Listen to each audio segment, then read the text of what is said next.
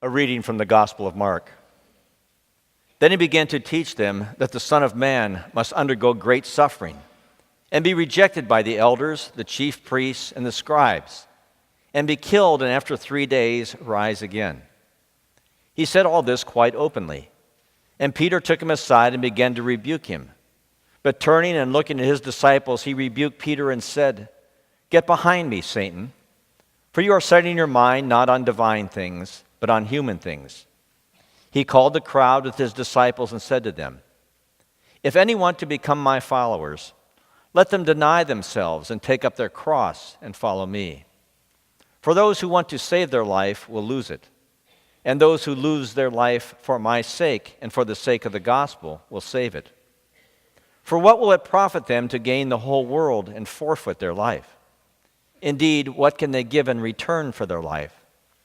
Those who are ashamed of me and of my words in this adulterous and sinful generation, of them the Son of Man will also be ashamed when he comes in the glory of his Father with the angels."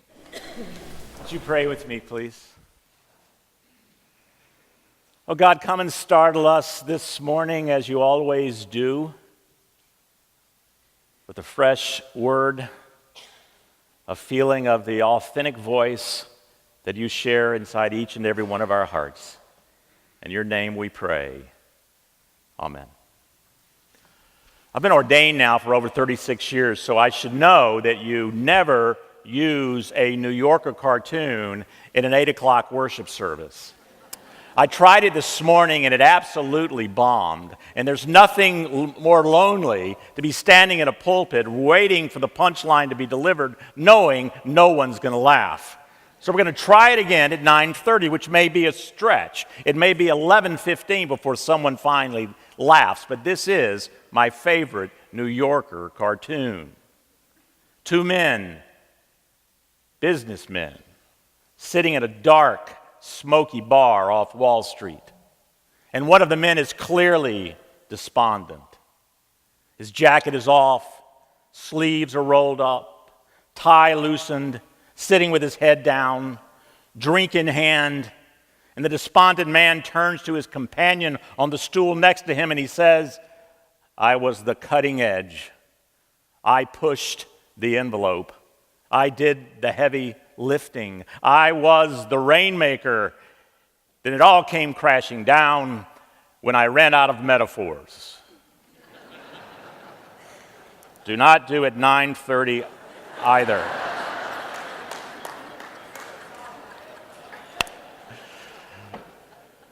All right, we'll go back to People magazine next week. Metaphors. Webster says metaphors are something regarded as being used to represent something else. And metaphors do play a pivotal role in our lives, don't they? I mean, just think of how we use them daily. We say that we are surfing the net. We say it's raining cats and dogs. We say they're rolling in the dough. We say, "She is the cat's meow." And we use them not just as linguistic tools, we also use them as so much more, because metaphors do have a way and a power to shape our thinking. Metaphors convey philosophy, and especially for our setting today, metaphors can be used even to express theological concepts. So whether pithy and catchy like "My husband is nothing but a couch potato," or deep and extensive, such as "Strength and dignity are her clothing." Metaphors are crucial to our modern day communication, and have probably been around as long as language itself. Historians tell us, which must be why one example of the timeless use of metaphor in communication can clearly be found in the teachings of Jesus. For Jesus taught in parables, which are really only extended metaphors, beautiful, symbolic stories that provoke contemplation and they challenge the status quo. I mean, think about them. I am the vine, you are the branches. I am the light of the world, the pearl of great price. In fact, it seems, unlike our despondent businessman in our opening cartoon from the New Yorker that none of you laughed at, Jesus never seemed to run out of metaphors. Which is why it's not surprising that across the centuries, when it comes to understanding the Bible, that there has arisen in our time such great dispute concerning metaphoric language in the Bible, asking if it is really justifiable to take the language of the Bible metaphorically, or does reverence for the text require us to take the Bible's language as literally as possible? What do you think? How do you believe the Bible should be read? Do you believe that its teachings and miracles and challenges should be read metaphorically? Or do you believe that each and every one of them should be read literally? Metaphorically or literally? Or maybe a better way to ask this question would be for me to ask, how do you understand today's text from Mark's Gospel, where Jesus says, if anyone wants to become my follower, let them deny themselves, take up their cross, and follow me. Is Jesus saying he wants us to take up his cross metaphorically, or is Jesus saying he wants his followers to take up our cross literally? Well, there's very little disagreement that when Jesus uttered these words, or something like them, to his group of followers back in 29 AD, that the cross Jesus is speaking of in its original text was not metaphorical, because in Jesus' day, the cross was a Roman instrument of pain and shame and absolute loss, and the only way to take it up would mean to become its victim. So when Jesus picked up his cross, he did so literally, in order to set himself against the Roman Empire and all of the temple authorities, against the ideology of the world that oppressed and shackled God's people, and against everything that hindered the inbreaking of God's kingdom that was to come. So when first speaking this line about picking up the cross, Jesus would probably have meant the literal picking up. A picking up that would lead eventually to death. Here's the catch. Because what we know is that by the time this statement was remembered and finally written down by the writers of Mark's Gospel around 70 AD, some 40 years after Jesus' death, something new was beginning to slip into the meaning and the implication of what it meant to be cross-bearing for Christ's followers. Yes, there was still that literal threat of crucifixion because Rome was still in power, but the stakes were a bit different now some 40 years later because the temple had been destroyed by the powerful Romans, and now all of the Jews are dividing themselves up over Rome. Some of the Jews are saying they should support Rome, while others are saying they should rise up against Rome.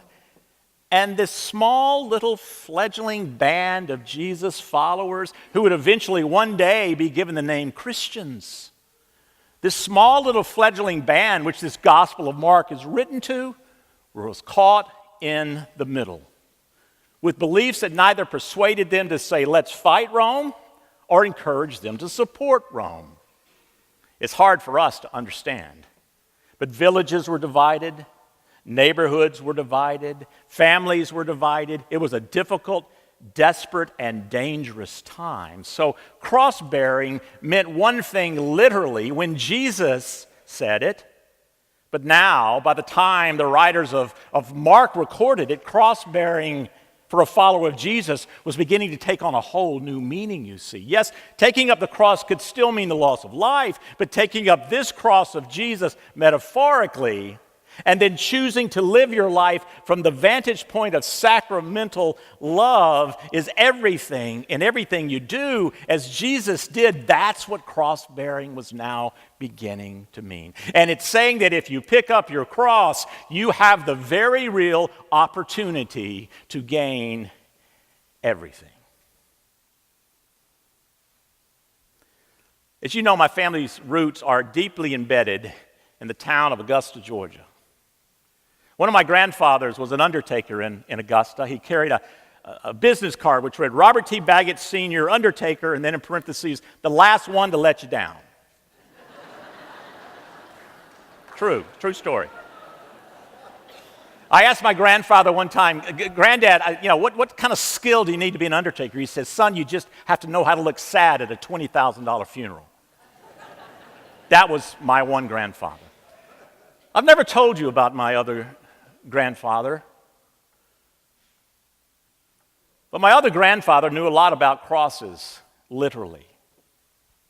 You see, back in the 1950s, my grandfather was a grand wizard in the KKK of Georgia. Where on more than one occasion he led other men in erecting and burning crosses on public property and on private lawns. What motivated the use of these crosses for this purpose? Hatred, animosity, hostility, ignorance, bitterness. All these were driving forces in the life of hatred my grandfather chose to live. In fact, the implementation of that cross that he and like-minded others wielded to express their hatred scarred many, many, many innocent people for life. Now, you may be wondering how, as a Christian minister, I could ever reconcile this part of family history and still be able to preach the Christian gospel. And I've been able to do it because my grandfather came to a point where he saw the evil of his ways and he went through a conversion experience in midlife. And after that conversion experience, the cross began to play a very different role for him. Yes, one time the cross had been an emblem by which he spewed hatred. But one Sunday, as the stories of Scripture were read from the pulpit of the Hill Baptist Church in Augusta, Georgia, my grandfather said he heard this very line we read today from Mark's Gospel about Jesus calling his followers to take up their cross. And he realized at that moment that every cross he had picked up to that point in his life, he had misused. And so he knelt down in the front of the church that day and he prayed for a little guidance on the matter, and God showed him what to do with his cross. So on that day, my grandfather said he nailed his rage, he nailed his hostility, he nailed his anger, he nailed his bitterness upon that cross of Jesus, and he let it die there. And with that death, something new came to life within him. And as he used to say it after that, his life was never the same again.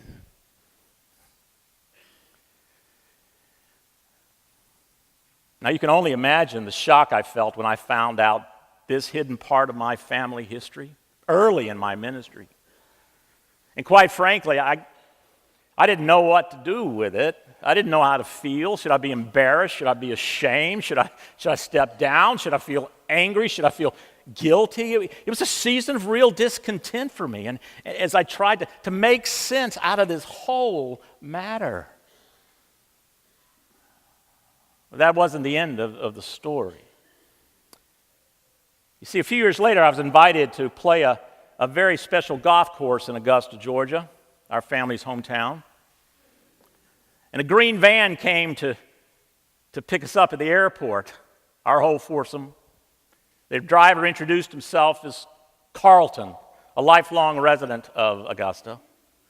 Carlton took our bags and our luggage. We climbed in the van and off we drove. Traveling through Augusta, I spun story after story of the wonderful town because of my family's history there. Not the KKK part, of course, but I told them the rest of the stories. I pointed out the downtown block where one of my grandfathers had his pawn shop and his loan office, and I pointed out the funeral home where my other grandfather had been an undertaker and undertaken many things for many, many years. And I even pointed out the church where my own father had been ordained into the Christian ministry. Finally, we drove down the hallowed lane of the club. We pulled in front. And Carlton, our driver, began to unload our bags. One by one, each of my golfing friends walked away until Carlton and I were left standing at the van.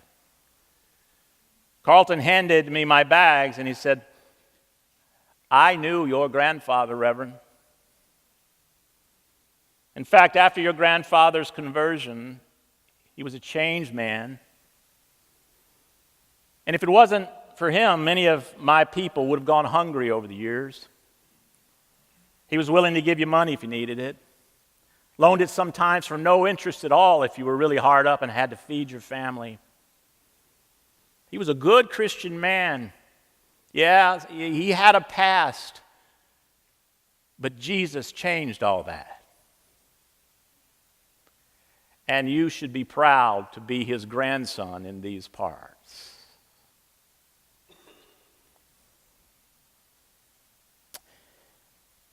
You know, they talk about Augusta National Golf Club being hallowed grounds of golf. But for me on that day, those grounds became hallowed for a whole other reason. How about that? From a grand wizard in the KKK to a humble Christian with a heart of a servant.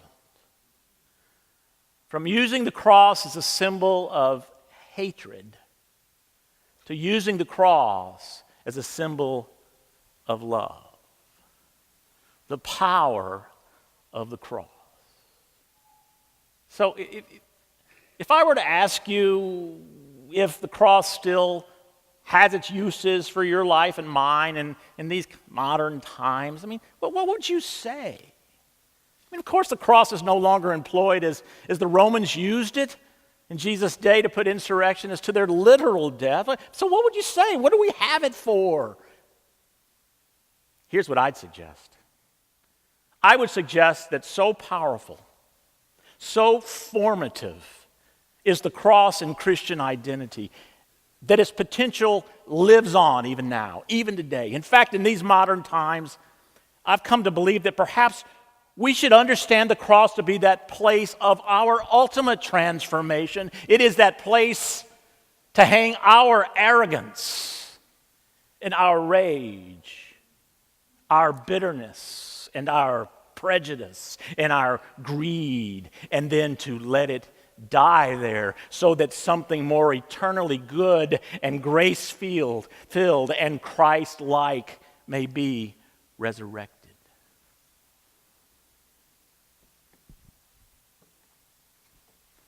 So what do you need to hang on the cross today? Is there something within you or around you that needs to be hung there? Does something in your life need to die for something else more gracious and more good and more generative to live? I mean, think of all the people that throughout the centuries have been spurred on by doing just that. Mother Teresa and Albert Schweitzer and Martin Luther King Jr. and Pope John Paul. I mean, on and on their stories go. People who breathed just like us, walked like us. They thought and they spoke and talked like us, and they were able to accomplish all they did for this world in the company of Jesus as they metaphorically shouldered his cross, all the while hanging every single difficulty upon it. Crosses. Jesus carried one literally, and his followers have been asked to shoulder them ever since. Does it play a crucial role in your existence? I mean, let's be honest. I mean, I don't expect many of us feel its crushing weight. Not many of us bear its splinters in our hands. But, you know, if we are Christ's people, it should be something more than a vague memory, something more than an empty metaphor. For the cross ought to have a central place in our lives. A brief story. to close. Auguste Rodin, the great French artist, was traveling down the road one day when he came upon this enormous, carefully carved wooden crucifix that somebody was selling in the front yard. Well, Rodin fell in love with it. He bought it, he so admired it, and he carted it home. But when he got it home, he found out that the cross was too large to fit into his house. So you know what he did? He knocked down the walls, he raised the roof, and he rebuilt his home around that cross. Now, isn't that a wonderful metaphor? I mean, what if we lived under the shadow of the cross every day? What if it were central to our lives, to our homes, to our very being? What if it stood so near that we could pick it up whenever its power was needed? What if we were poised to hang every evil on it, every injustice on it, every hardship, every pain on it, to let the cross do its work as it has for millions of people for thousands of years? What if we were able to do that? Then it would be more than an empty metaphor, would it not? And what's more, we who are the agents that employed that cross, we then would be God's agents of transformation for others. In fact, we would be, metaphorically speaking, the cutting edge, pushing the envelope, doing the heavy lifting, the rainmakers. That's who we'd be. Take up your cross and follow me, Jesus said.